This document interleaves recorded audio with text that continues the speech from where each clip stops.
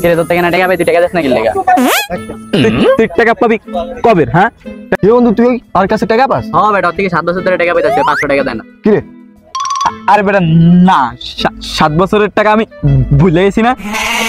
তুই ভুলস কেন মানুষের টাকা লইয়া? এই তুই ওর টাকা দিস না, কতদিন হয়ে গেছে? আরে ওর স্বভাব চরিত্র এরকম, আলাই ভালো হইব না। তুই টাকা দিবি কবে? চালু কর, টাকা কবে দিবি? বন্ধু তোরে 4-5 বছরের ভিতরে দিয়ে দিমু। ও আচ্ছা বন্ধু, এটার বিষয় তুই এখনই করে দিবি, আমি অত কিছু জানি না। কিরে টাকা দিস না তুই? আর আবার কয় 5-7 বছর পর দিবি।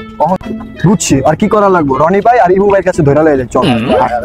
বন্ধু বন্ধু ইউ ভাই, পোলাপান গিলার বিচার আর কত করবো? বিচার করতে করতে আমার কষ্ট হয়ে গেছে। ঠিক আছে, খালি বিচার হয়, খালি বিচার হয়।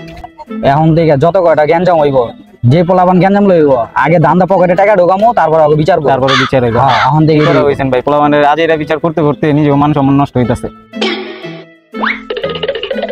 ইবু ভাই আর রনি ভাই অনেকটা বিচার করেন তো। স্বাধীনের কাছ থেকে টাকা লইছে তোতলাই এখনো টাকা দেয় না। আবার কয় কি আরো 4-5 বছর পর টাকা দিব। কিরে 500 টাকা কাটতে লইছ? ভাই 500 টাকা ওই আমার থেকেই নিছে, বিশ্বাস না করলে হাসান আর রিফাতের দিগান ভাই, যেমনি হোক ভাই টাকাটা লয়ে দেন। 500 টাকা অত লইছে, আঙ্গু দুইজনে টাকা 250 টাকা করে লইছে। এইটা কই বিল লাগেছে? হ্যাঁ ওই খালি বুঝা জায়গা।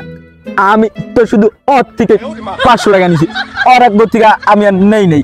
আমার কি মাথায় কি সমস্যা আছে যে আমি বুইলা যামুগা? আমি জানি ওর বুইলা যাওয়ার রোগ আছে।